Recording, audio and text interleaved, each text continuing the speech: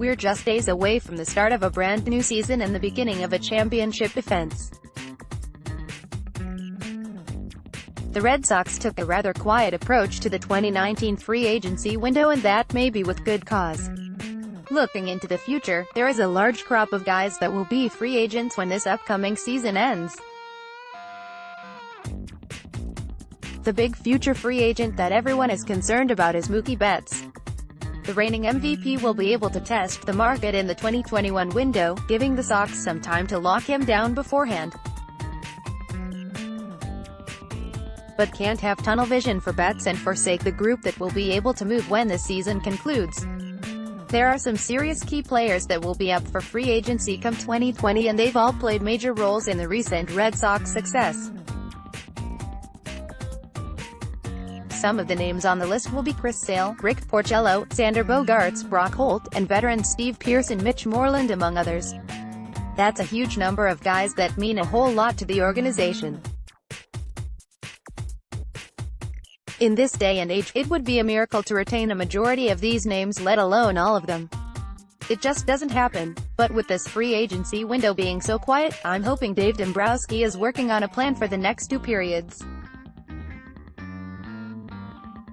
Betts will absolutely be the focus for 2021, especially if he follows up his MVP season with another strong performance. If the Red Sox can't manage to work out deals with at least a portion of the 2020 class, things won't be so fun in Boston. For me, the key guys to focus on are going to be Bogaerts, Holt, and Sale. These feel like the 3 biggest from that crop. Porcello is an important arm, but for the inconsistency in his years in Boston and his wage, it's easier to part with him. Pearce and Moreland aren't getting younger, and with their veteran status, Dombrowski may be able to get them to stay for cheaper, but I also wouldn't be surprised if he let them go. Both have been important as the anchor at first base, and Pearce was one of the reasons the Red Sox won the World Series, but it's still business. I wouldn't hate to see them in Boston in the future, but it has to be for the right price. Of the big 3 that I've outlined, both Sale and Bogaerts are set to make some decent money in 2019, $15 million and $12 million respectively. Holt is still working on a smaller deal and is set to bring in just under $3.6 million. I think Dombrowski can re-sign Holt and give him a raise without killing the budget for the other free agents on the board. Sale and Bogey may be another story, as they'll both want to command decent wages in their next deals. They could be a tad trickier to work the numbers out with, but it all comes down to how the team performs. If this upcoming season goes off the rails for some reason and the Sox don't see the success they'd like, guys may not want to come back. But we won't be having any of that negative junk around here. As we've seen lately, the ownership group isn't worried about paying the luxury tax penalty if it means success stays at Fenway. So if they have to spend a little more to retain these guys next season, I don't think they'd flinch at it.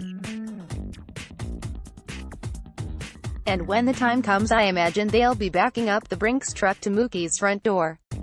With losing Joe Kelly this winter to a bigger deal from LA and the Craig Kimbrell saga, I don't think the Red Sox will shy away from spending money the next 2 off-seasons.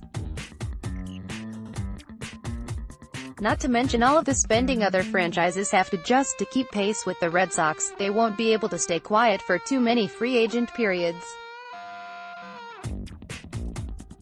Next, Red Sox. Matt Barnes improved by watching Craig Kimbrell. The next 2 off-seasons will set the course for the future of the Red Sox.